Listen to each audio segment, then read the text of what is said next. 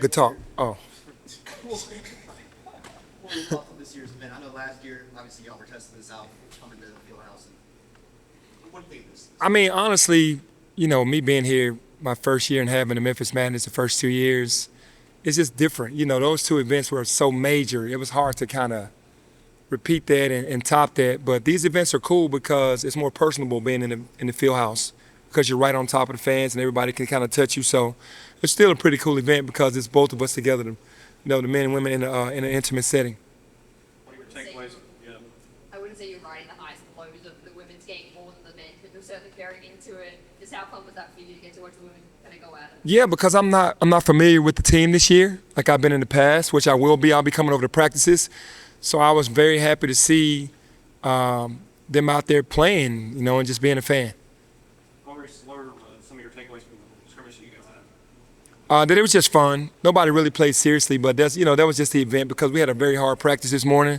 I think the guys were really trying not to get injured, but I had some good stuff out there, some lobs and some dunks. That's what you really want the crowd to see: some threes, lobs, and dunks. Did anyone win the unofficial dunk contest out there for you? Probably Tyrese Hunter. Being his height, being able to get up there and dunk it like that. I'm sure he shocked a bunch of people with his verticality. He can jump. Did you know he could fly like that? Like, I was surprised to see the pro day number 39.5-inch vertical. When he was at Iowa State, he had some major dunks, but when you see it in person, it's pretty impressive. I know we have Ja Morant with the Grizzlies. He's not really a tall guy and can fly, and Tyreek isn't getting that high, but he's getting high enough for his height. You have a few guards on this team that can kind of get up there. Obviously, you had Jalen Young last year, but this year, Tyrese and Jared Harris. I mean, what you haven't had this kind of athleticism at the guard spot, a lot of times in tenure. What is being have that this year? Yeah, it's always good when your guards are athletic because usually they're getting downhill and can finish in traffic. That's something that to me major guards are supposed to do. The good guards are finishing traffic, and with that athleticism, they'll have an advantage in that area. Dain looked like he genuinely had fun being out there. Where does his joy come from? Well, his joy comes from just basically opening his game up. When he was at Temple, he was, to go rebound and play defense. Not that coach didn't allow him to score. He just wasn't focused on that. Now, being here, I've kind of opened his game up with the offense that we play. He's more on the perimeter. Even though he's still playing defense and rebounding, he's opening his game up. So he's having more fun that way.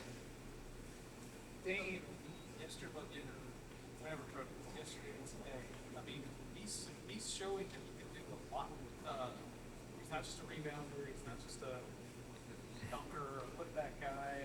Is that what we are seeing the last 2 days? Yeah, he's a playmaker. Honestly, he handles the ball like a guard. Like when we do the ball handling drills in practice, he's probably one of the best ball handlers, top 2 or 3 ball handlers on the team.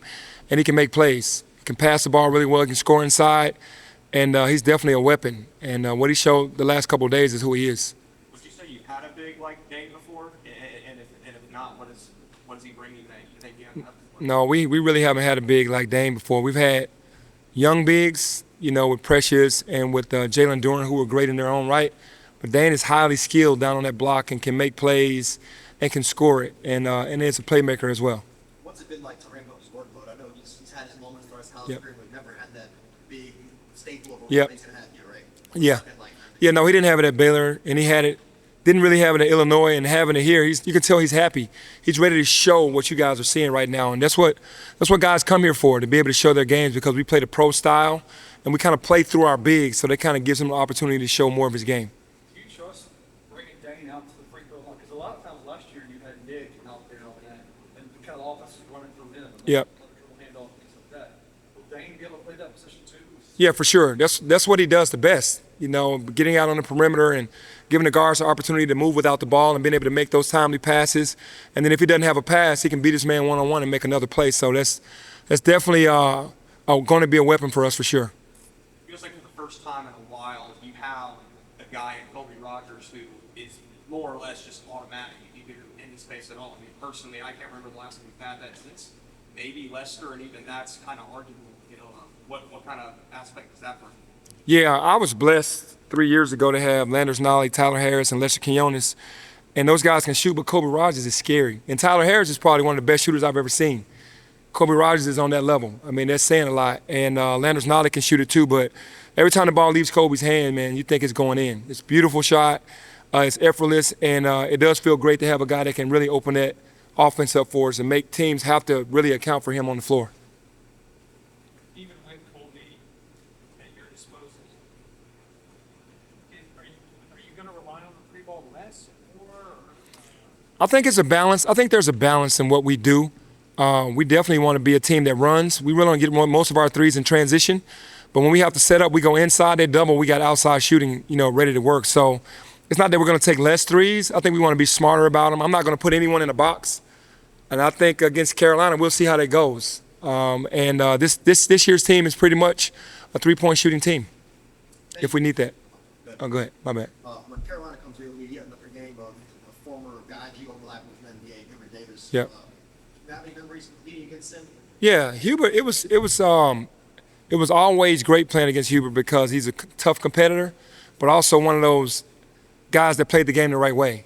Played hard, but played the game the right way and could really shoot the basketball. So I've always had a lot of respect for his game and how he carried himself.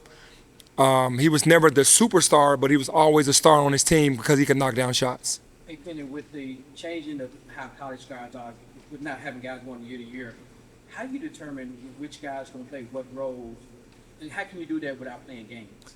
I think this year we went and handpicked these young men to understand who they were, to come in and be more of a role, starring in their roles. And I think this team will kind of be easier to accept that because a lot of the guys already know who the guys are, and we got guys that just start in their roles instead of guys having 13 guys trying to be the guy. The narrative around your teams over the years is really that you really don't focus a lot on post play in terms of back to the basket post play. A lot of your guys, a lot of your bigs like the face up. Yep. Mm-hmm. Obviously, last year in Jordan. Yep.